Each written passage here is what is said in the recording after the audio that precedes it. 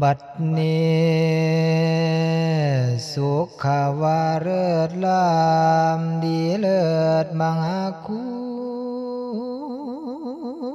ณการเวลาเวียนหมุนเปลี่ยนดาดูตามเขาเอียกลางคืนย่ำเศร้าสลับเวียนหมุนเปลี่ยนมันเดือนปีครบถ้วนบนมวนอยู่สามือปีไม่อีกเดียวเด้อดูว่าดังป่าเดียวเดียวโพดว่าเที่ยวมายามทองทามไว้หายว่าแต่วนมาภายยามใดโดดสังนี้อีก1 ปีได้แก่เพิ่มเติมให้อายุเฮามาเข้าใดบ่อยากเฝ้าความแก่มาถวายเดี๋ยวก็เอาความตายฝากสู่คนจนได้ภัยกับภัยบ่มีผลมีหรือจนโกขี้เลยังกะมุนเลลงเพื่อนหางสาลายฟังสะก่อนห้องอายพ่อและแม่สาธุชนทั่วสากลสาวพูดผู้เพิ่งทำน้ำนอมมือนี่มาเพียงพร้อมสาลากางานเบียกโปรดสำเนียกนึกพ่อพระธรรมขอเทศนาจังว่าบานเบิกลาพอปีใหม่มาถึงต่างก็เรื่องเกียรติข้านองสลองปื้มหวังให้ลืมความกุมที่มันสุ่มแต่ปีเก่าอันความอุกังเอาแต่ปีเข้าให้เคลื่อนคายตอนนี้ทุกเขตข่ายเสียงกะหึมบันเลงไปทั้งไหนได้ยินกันตลอดวันเสียงแจ้วความที่ฟังมาแล้วสบายดีปีใหม่บ่ว่าไก่แด่ไก่ก็คือดามเจ้าดังกันจังว่ามือนี้นั้นสิขอเทศนาก่อนเทศไว้พ้นผู้ฟังเสียงให้คุ้งเรืองเรื่องโลนปีใหม่วนมาพอบ่มีแนวสิฝากปอนเอาธรรมาฝากตอนไว้พรให้คู่สู่คนนั้นดอกนาจะเลื่อนเดื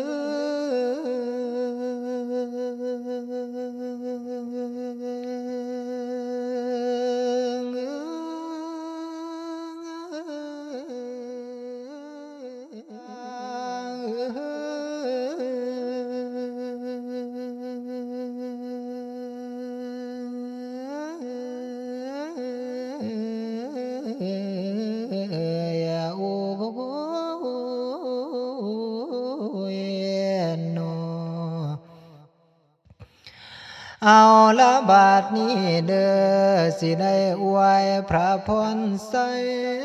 หยุดคำก่อนกระแสเสียงไว้แต่พอเพียงนี้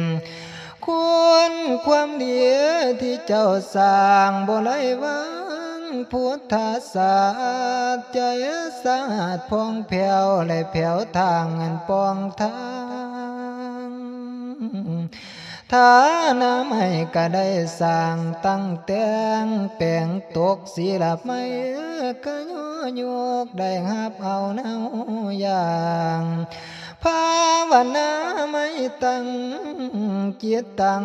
ปนุมนอบนับว่าสอบยิ่งแล้วนั่นดีทวนทุกขบวน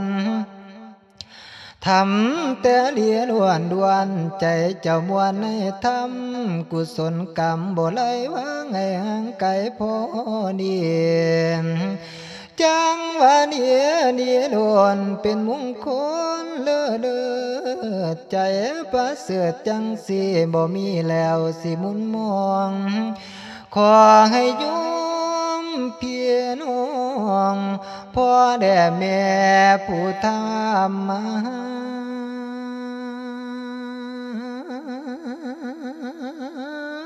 เทพเทวาดิ่งเย็นได้พัมโมทนาด้วยเทพในเขาหรือในหวยน้องเบืองเจ้าพุ่มเทียทอละนี้เทพไทยเห็นหูหอมขาบวนเสียงศักดิ์สิทธิ์ตลอดล้วนสกลโลกให้ดิ่งเห็นแน่ลือ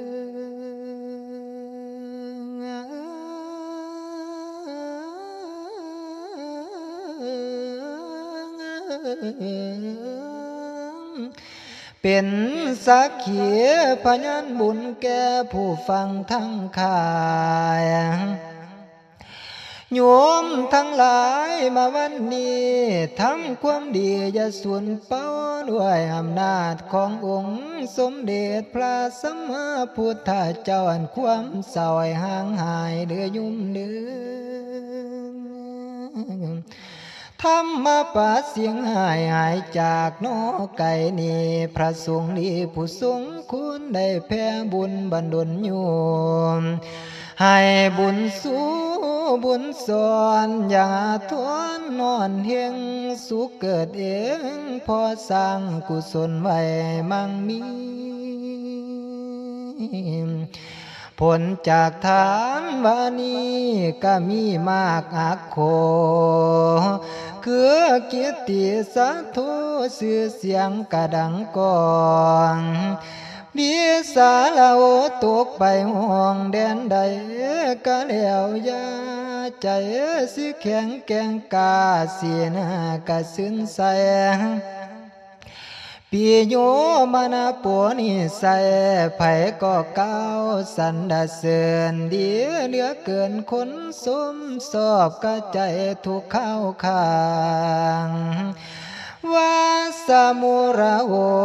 จิตใจตั้งบ่ลงตายไว้บุญคิดเห็นบุญที่ก่อไว้ใจสิตั้งต่อภาลาสุกติงขึ้นสู่ฟ้าบัดลาโลกนอกไก่นี่อานิสงส์ทานมีกาดังแจ้งแถลงไว้ขอให้ควรโยมได้สมใจเจ้าเนื้อการผลของศีลกาสิตานให้ฟังไว้บนสิจาสิได้ขึ้นสั้นฟ้าก็พ่อบาคุณเสียนสิได้ขึ้นสั้นฟ้าก็พ่อว่าคุณเสียนผู้ที่มีโภคทรัพย์ก็พอสิ้นโดยแท้จะต้องไปนิพพานแน่ขันมีสิ้นกิเลสพระองค์เทศจังเสียผลนี้ให้เกิดลมภาวนากับพัมพร้อมสิบอกบงอานิสงส์สิเกิดควรมหาศาลกิเลสตายไว้เสียนพาโมเนียนเพิ่นตัดไว้เทศนาตลอดทั่วตลอดปีอย่าได้มัวอย่ามองคำว่าตำต่อยอย่าได้ตกต่ำคอยเฮืองหุงสูงสากเดือยุ่มเดือ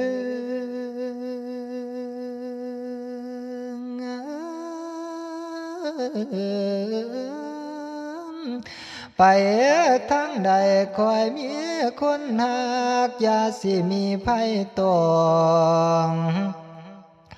ขอให้เงินทองดนอย่าอึดจนหาไหลง่ายสุขกายใจครบถ้วนมวลพร้อมกุศลแนวใจให้ใสดังแก้วกายพองนวลสีตลอดปีกะเสียมสารเบิกบานอุลาโลง เอวังหลวงเอาไว้พรพระไตรสารเพมขอให้โยมพ่อขอให้โยมแม่ทุกท่านเจริญยิ่งอยู่สาเทียนนันนกนาสัทธา